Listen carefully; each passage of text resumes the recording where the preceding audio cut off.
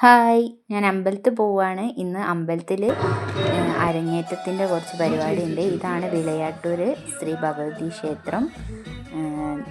ഇവിടെ ഇന്ന് അരങ്ങേറ്റാണ് ചെറിയ മക്കളെ. നമുക്ക് അരങ്ങേറ്റം കണ്ടാലോ?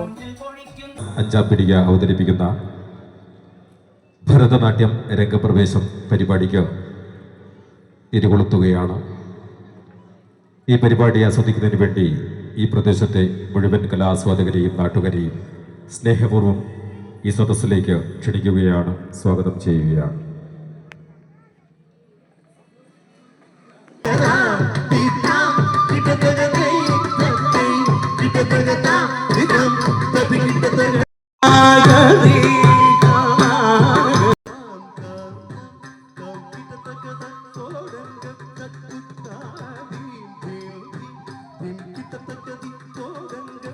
അപ്പോൾ അത്രയേ ഉള്ളൂ. ബൈ.